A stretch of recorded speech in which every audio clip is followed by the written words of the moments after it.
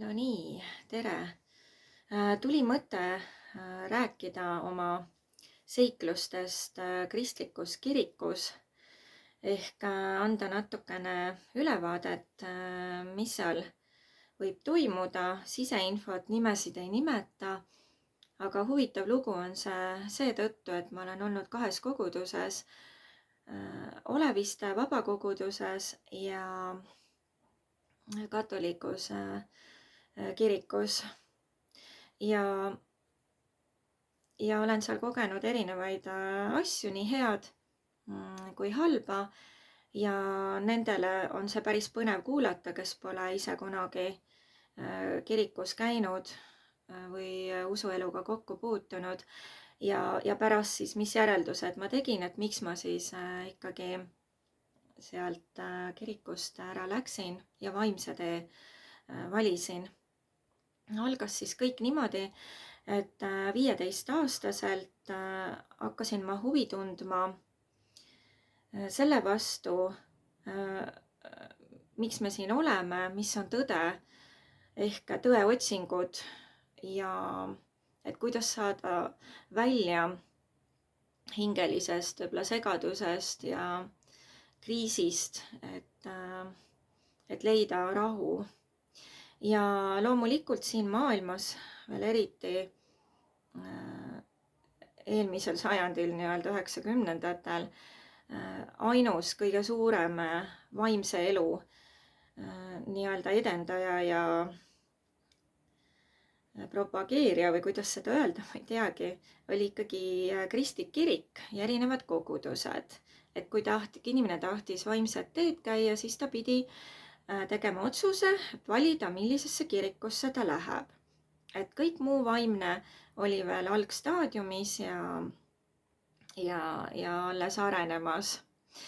Ja mina siis leidsin Oleviste kiriku niimoodi, et ma käisin suvel noortelaagris, mul klassiõde kutsus ja kristlik kirik tegi seda. Nad üldse tegelikult on väga tublid, et nad teevad igasuguseid vahvaid asju noortele, laagreid, nad aitavad hädalisi, nad tasuta teevad heategevust, nõustavad. Et see on kristlaste puhul väga hea asi, erinevalt siis vaimsete töötegijatele, kes võtavad päris krõbedat raha. Ja sellepärast inimesed, eriti vaesemad inimesed, õnnetud inimesed valivadki kiriku, sest lihtsalt neil ei ole raha minna mõne teise vaimse nõustaja juurde, kes võib-olla saaks neid aidata tõhusamalt, aga lihtsalt neil ei ole seda võimalust. Ja niimoodi see kirik siis kutsub enda rüppe hädalisi, otsijaid hingi, uudishimulikke. Ja Olevistes mind ristiti ja seal on siuke huvitav altari ees põrandal on luuk ja selle all on ristimisbassein ja see tehakse lahti siis, kui on mingid erilised pühad, millal ristitakse, tavaliselt siis ülestõusmispühad. Minu arust oli nii, ma ei anna pead enam. Ja oli väga pidulik. Anti siis pärast, kui olid sealt basseinist nii-öelda läbi käinud, pastor oli siin 3 korda vist vee alla kastnud või 1 korra, see ka enam pole meeles, aga põhiline see, et pidid olema peapidi veest läbi käinud. Ja siis pastor ütles need võlusõnad, et ma ristin sind ja nii edasi, ja siis astusid sealt välja, said valge rüü ja kõik olid väga rõõmsad ja õnnelikud. Ja siis ma käisin seal natuke aega noorte üritustel, alfakursusel, kus õpetati usku ja igasugused muud palveõhtud seal kirikus toimusid. Ikka sai käia, väga aktiivne elu.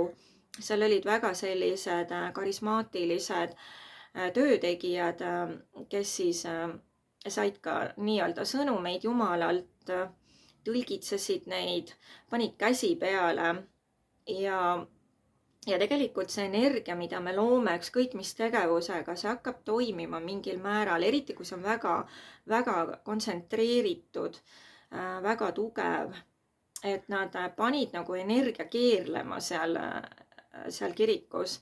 Ehk et kui ikkagi käsi peale pandi, siis tundlikumad inimesed said selle energialaksu niimoodi kätte, et kukkusid ka põrandale. Ja see tunne ei olnud neil halb, vaid see oli niisugune, ma kõrvalt vaatasin, nagu nad tundsid rõõmu seal.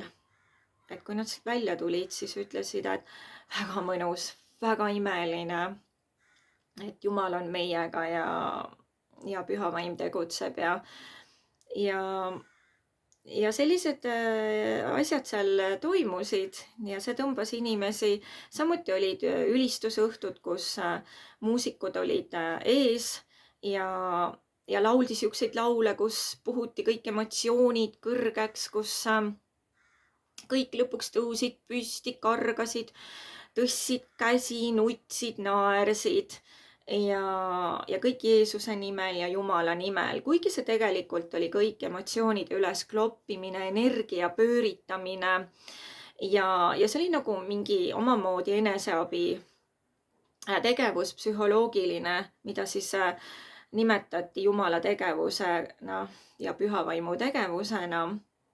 Ja loomulikult, kui paljud on sellises eufoorilises seisundis, kus kõik nende keharakud ka laulavad ja kus kõik stress ja depressioon sellel hetkel minema lendab, võibki juhtuda, et keha terveneb. Et toimuvad imed, et paljud saavad oma peavaludest, mingitest hädadest lahti. Paraku võivad need olla ajutised, ehk et kui elumured ja argielu tagasi tuleb, siis võivad tagasi tulla ka need haigused, aga ei pruugi. Ja neid nimetati siis Jumala imedeks ehk tervendamisimedeks. Ma ei hakka süvitsi minema, ma tõesti ei julge ennast nimetada teadjaks ja selgeltnägijaks, kes saab aru, mis seal tegelikult vaimumaailmas toimus nendel hetkedel, kui see eufooria laes oli ja toimusid nii-öelda imed ja tervenemised. Aga kõrvalt vaadates siiski jäi mulje, et kui kõik läksid koju tagasi ja paar päeva oli möödas, siis kõik vajus tagasi endisesse ellu ja pidi minema uuesti uue doosi järgi. Nii et piiblit õpetati, sai käia kursustel, sai kodus lugeda, palvegrupis arutleda, mul oli piibel peas. Ma lugesin ta 3 korda läbi, ma oskasin tsiteerida kõiki kirjakohti, eriti evangeeliumites. Kõik, mis Jeesus ütles, mäejutlus, kõik apostlite kirjad olid mul selged, ma vuristasin peast kõike, iga eluolukorra jaoks oli mul kohe piiblitekst valmis, ma muutusin täielikult pühendunuks, sest ma olen selline tõeotsija, et ma tahan maksimaalset. Kui ma midagi teen, siis ma tahan seda maksimaalselt hästi teha, pühenduda. Ja minu jaoks oli kõige olulisem mitte see maailm. Isegi teismelisena ma ei tundnud eriti ühendust selle maailmaga, ma tundsin, et ma tahan leida üles elumüsteeriumid, selle, mis on loori taga, mis on varjatud. Ja kirik rääkis, et selleks on Jumal, siis ma otsustasin, et ma pean pühenduma sellele Jumalale maksimaalselt, sest tema on ülim tõde.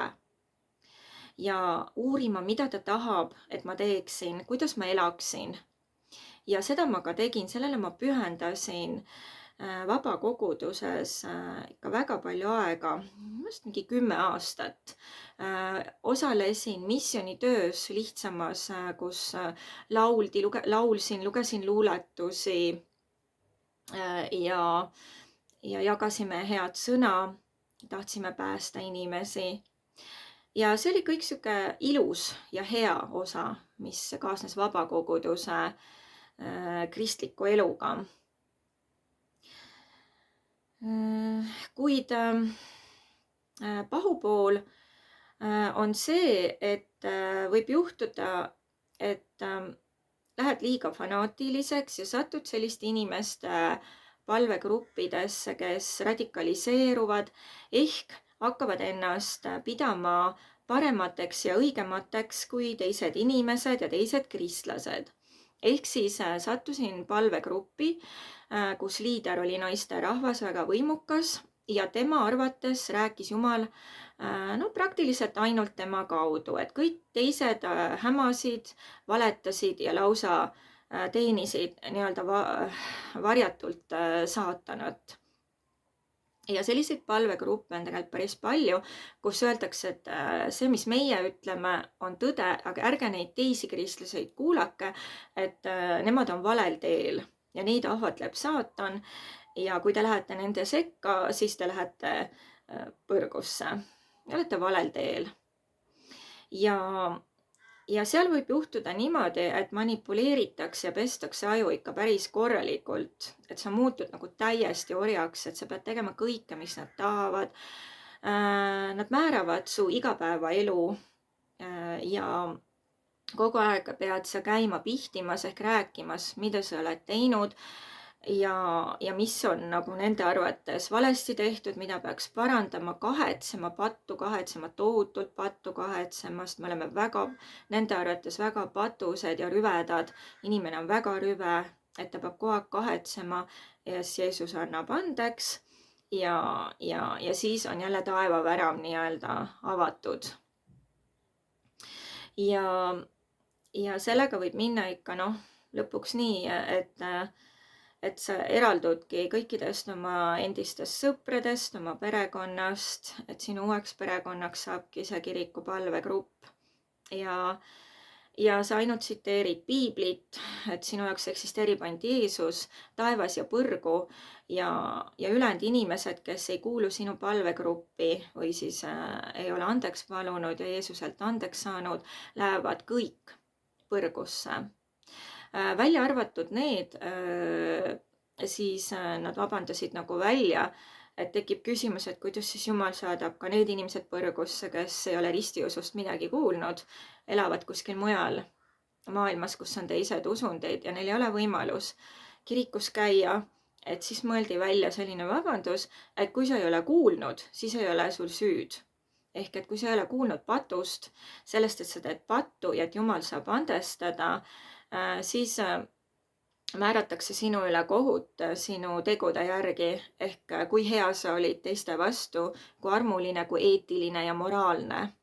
Et siis on lootust pääseda taevasse. Ja seal palvegrupis tundsin rahutust, tundsin, et see ei ole ikkagi päris see, mida ma soovin, et mind survestatakse liialt, mind on pandud piiridesse ja et mu elus ei toimi asjad nii, nagu nad rääkisid, et palvetage ja siis te saate, otsige, siis te leiate. Sest nii palju, kui ma ka ei palvetanud päevad läbi, isegi öösiti, sain ma tihti vastupidist. Ehk et läks hoopis vastupidi ja tundus nagu, et Jumal kallab mulle ainult karistusi ja raskuseid ja mõne teise elu vaadates tundus, et teda ta õnnistab ja see tundus väga ülekohtune minu jaoks. Et miks Jumal eelistab ühte inimest teisele ja et miks siis piiblis antud tõotused ei kehti kõikidele inimestele ja eriti kristlastele. Et hakkasid ilmnema vastuolud piibli ja päris tõelise elu vahel. Ehk et miks üks inimene saab elada 100 aastat ja teine sureb imikuna, lapsena, miks üks inimene saab kerge, ilusa elu ja õnnistused ja teine, ükskõik kui palju ta ei palveta ja ei püüdle, on tagasilöögid, õnnetused, hädad, haigused. Ja nendele küsimustele kirik ei leia muud vastust, kui et Jumala teed on müstilised, et me ei suudagi neid lahti seletada, et me peame sellega leppima. Et lepi sellega lihtsalt ja usalda Jumalat, et ju siis tema arvates on minu jaoks need mingid kannatused nagu õige asi.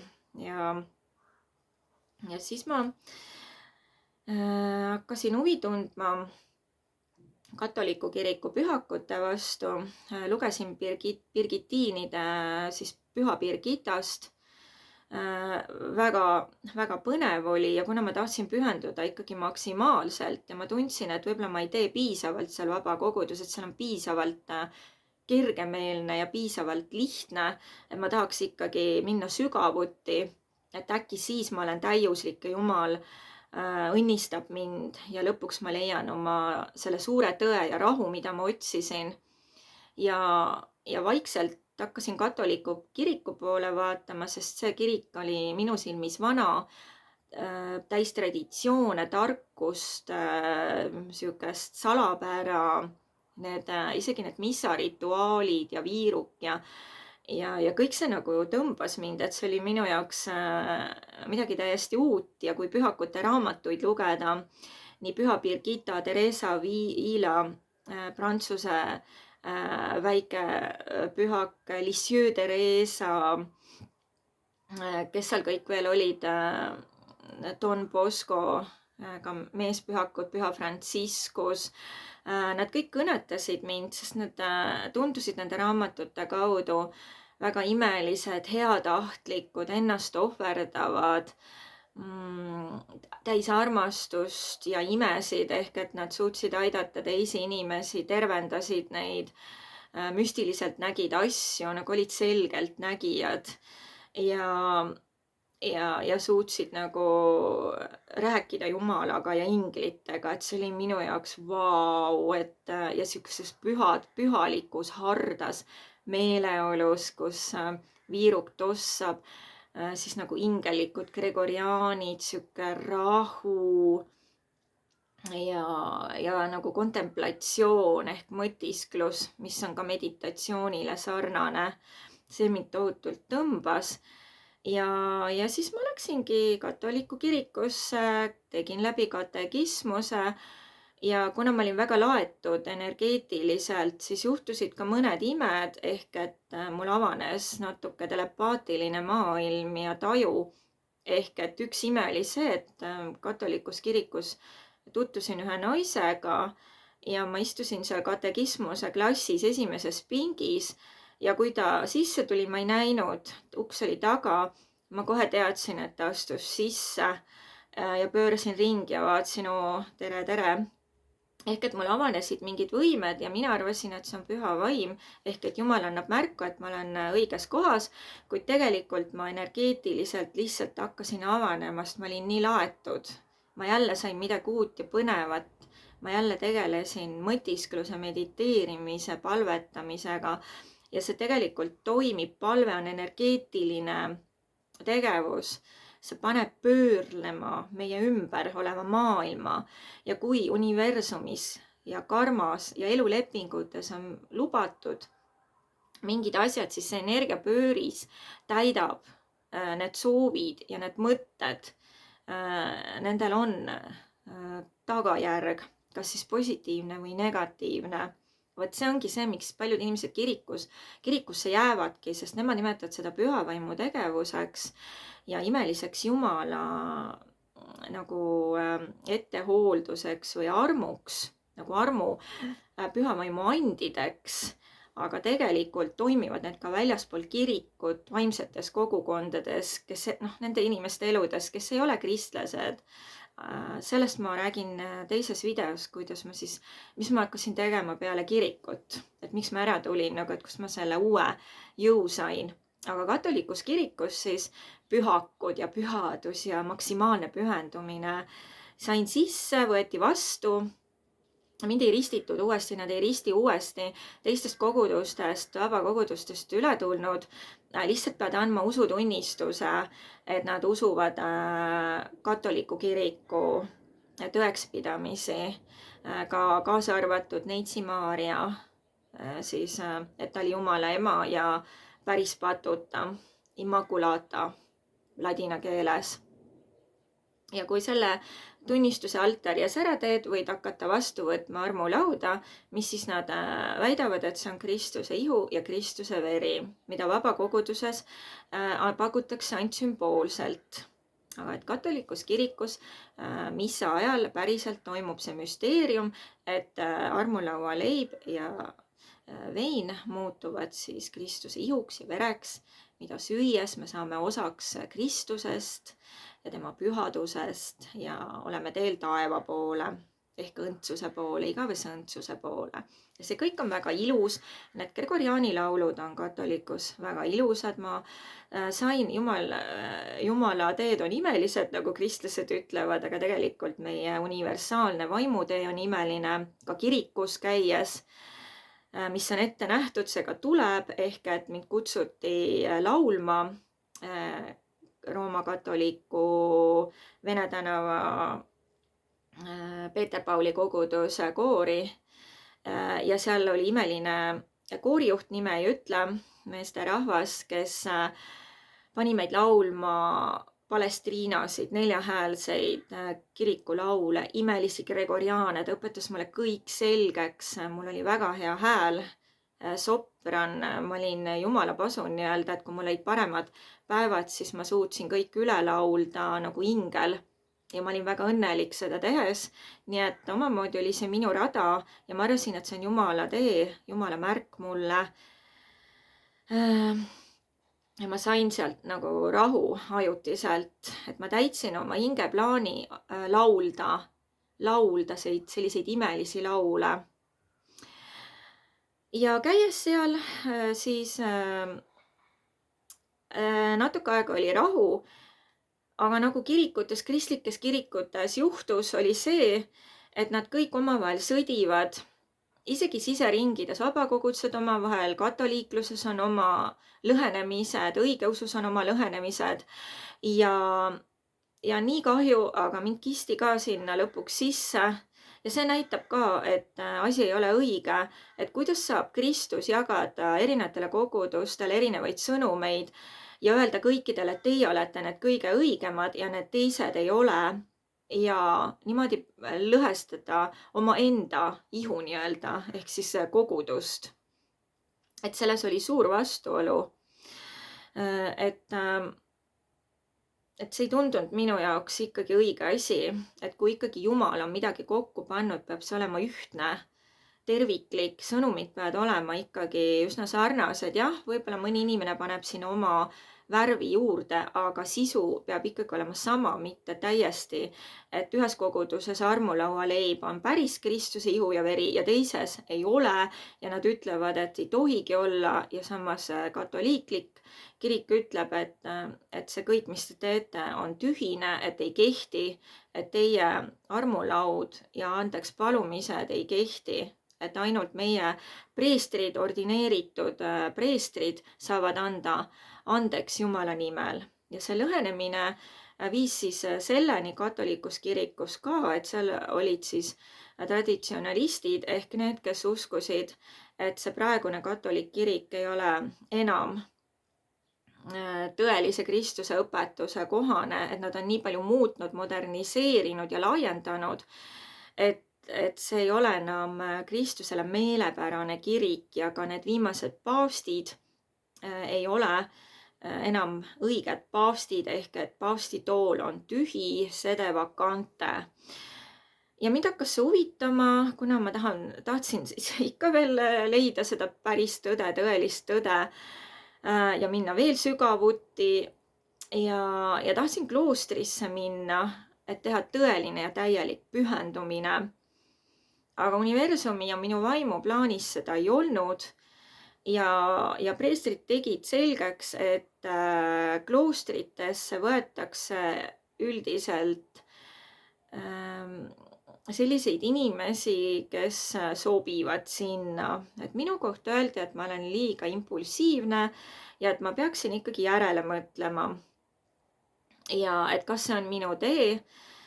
Ja üldiselt anti mõista, et see ei ole kõigile ja et ma peaksin mõtlema veel mingi paar aastat, mis oli mulle suur pettumus, aga samas ka kergendus, et ma sain oma uuringutega ja tõeotsingutega rahulikult edasi minna, sest kloostris oleks pandud nii-öelda päitsed pähe ja ma oleks pidanud elama täpselt nende reeglite järgi ja kuulama sõna ja alluma nendele reeglitele. Seal on väga suur distsipliini ja sõnakuulmise hierarhia et allumise teema on seal väga tähtis, et see on nii-öelda pool piletit taevasse, et kui sa oled sõnakuulelik, allaheitlik ja alandlik ja ei hakka vastuma ülemustele, ei nagu arutle nende käskude üle või mida nad sulle ütlevad, et see kõik on nagu Jumala sõna. Samuti vabakogudusesse palvegrupis, kui palvegrupi liider sai keeltes sõnumi ja seda tõlgendas, siis oli see nagu käsu stiilis, et peate tegema nii ja naa, et muidu ma ei ole rahul, et Jumal ja Kristus ei ole rahul, et võib minna põrgusse ja saatan ahvatleb. Ja niimoodi siis ka katolikus on siis mitte nagu sõnumid, aga on täitsa paberile kirjutatud reeglid, mida sa pead järgima.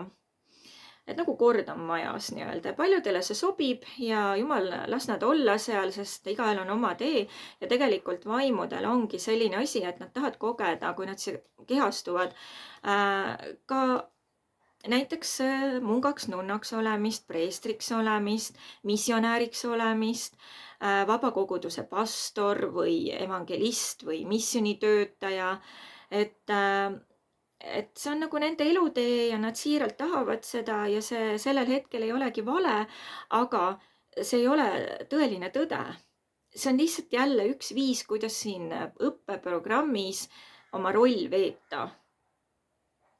Ja selleks on osadele antud religioon ja ma ei ütle selle kohta mitte midagi halba, sest seal on ka palju head ja nii mõnigi jääbki eluks ajaks kirikusse, sest ta saab sealt kõik. Ta saab sealt sõbrad, toetuse, hingehoolduse, armastuse, perekonna ja siin maises elus usu, millele toetuda. Aga minu hing tahtis maksimaalset tõde ja seetõttu ma ei jäänud pidama mitte kuskile, sest kirikus ei ole maksimaalset tõde, millest ma räägin järgmine video. Kuigi seal on palju head.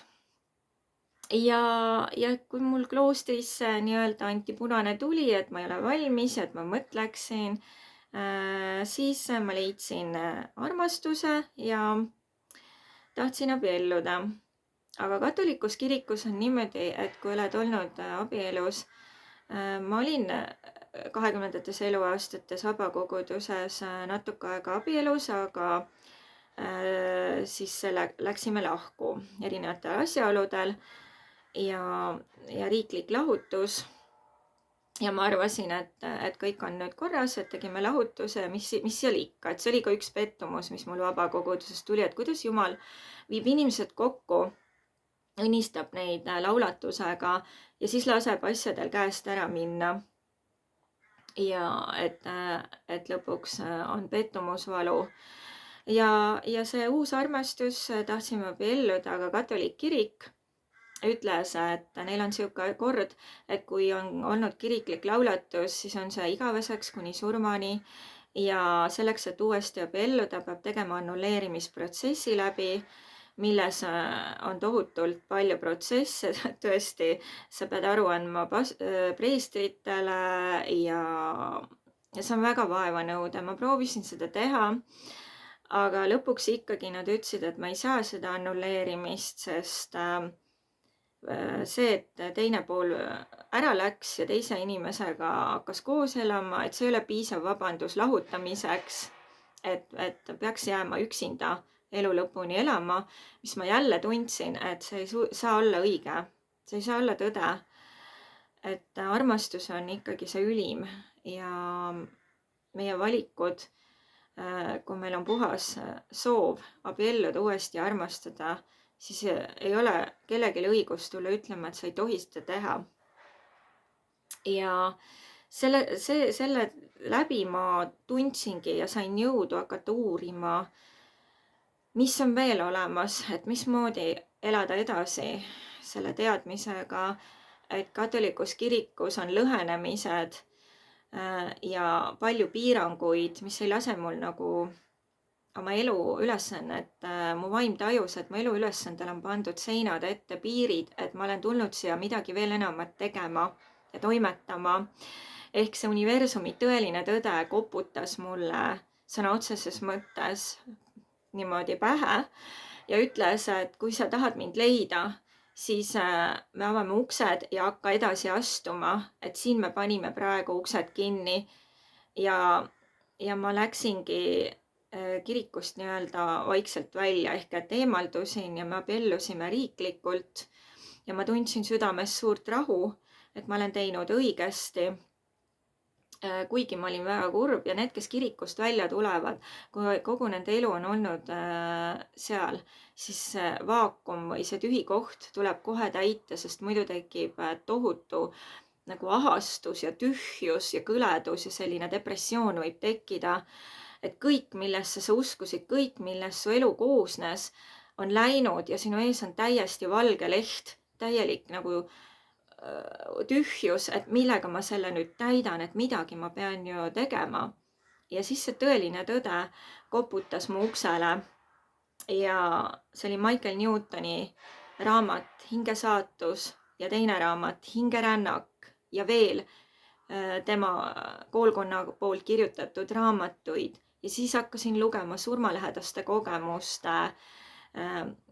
Alguses nad olid nagu internetis kirjutatud, aga nüüd on hakanud tulema videosid, et inimesed julgevad ennast avada. Ja see ongi minu uus teekond, kuhu ma edasi läksin ja kus ma sain suurt valgust ja jõudu lõplikult kirikust väljuda ja avada oma elus uus ja huvitav lehekülg ja sellest siis teises videos.